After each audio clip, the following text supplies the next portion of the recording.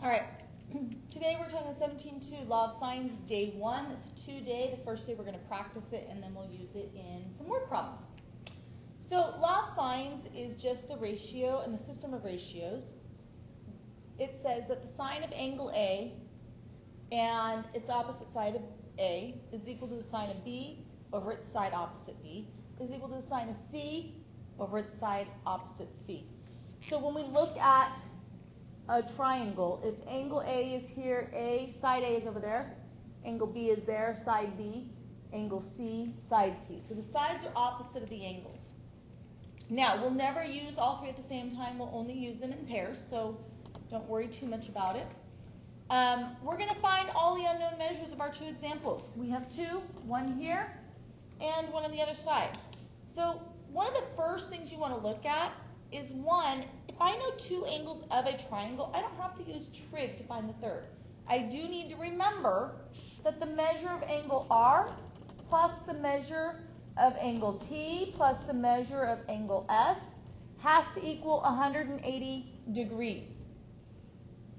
So R is 35, T is our unknown, and S is 38. So if I'm given two angles, life is easy. I can add them up. They have to equal 180. So that means the measure of angle T plus 73 degrees is 180, which means the measure of angle T has to equal 107 degrees. So that's one unknown. It says to find all the unknown measures. Here I have an angle that's unknown, which I have just found. I have a side and a side, so I got to solve for two different sides. And I'm going to use the law of sines to do so. Now, please use the one ratio that they give us here. That's what we're going to consistently use to find the other two. So I'm going to move this over a little bit. So I say the sine of 35 over its side of 15. Now, alphabetical order, let's go for S first. Sine of 38 over side S.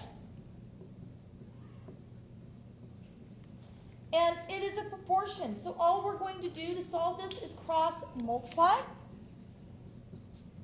That gives me S times the sine of 35 equals 15 times the sine of 38.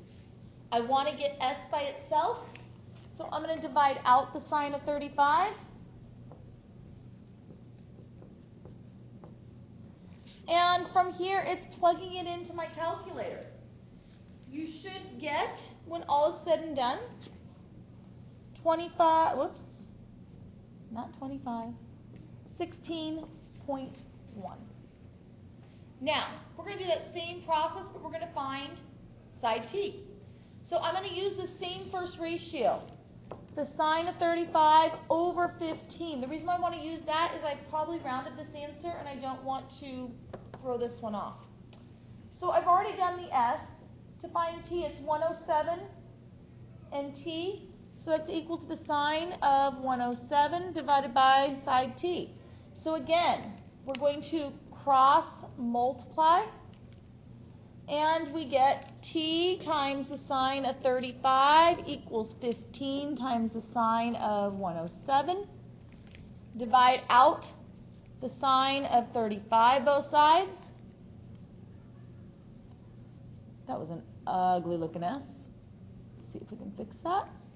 And simplify by plugging everything into the calculator, and you should get T to be equal to 25.0.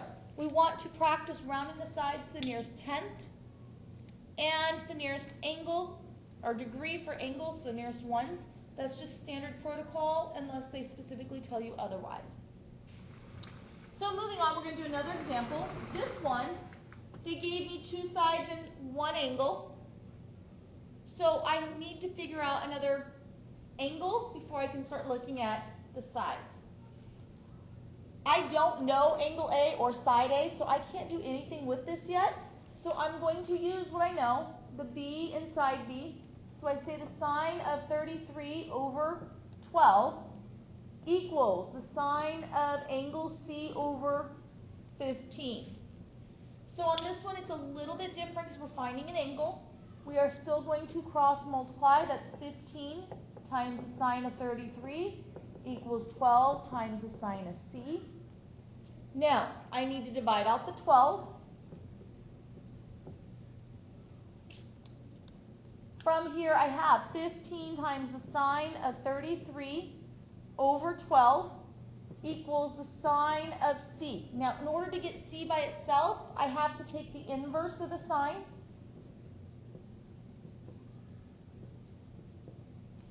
Whoops. And again, this is plugging it into your calculators. You really do need to play with those calculators.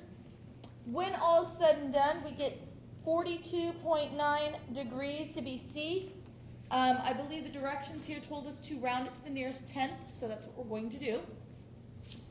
Now, we need to find the other angle. We know two angles out of a triangle, so that means that measure of angle A plus the measure of angle C plus the measure of angle B has to be 180. So that gives me, we don't know the measure of angle A yet. We do know the measure of angle C is 42.9. And we know the measure of angle B is 33. So we add those up, we get the measure of angle A plus 75.9 equals 180. So we have the measure of angle A equal to, what is that? 104.1 degrees. Now, we have found our two angles, and we need to find our two sides. So this is 42.9, and this is 104.1. Now, normally we don't like to use the rounded values, but we do have to use the rounded value of angle A to be able to find side A. So, looking at this, we're going to go back. We have sine of 33 over its side of 12 equals the sine of 104.1 over A. Cross multiply A times the sine of 33 equals 12 times the sine of 104.1. And to solve for A, we divide out that sine of 33. And we plug this into our calculators. And we should get that side A is equal to 21.4. So we're going to practice this tomorrow. And then on the next day, we will work with some word problems.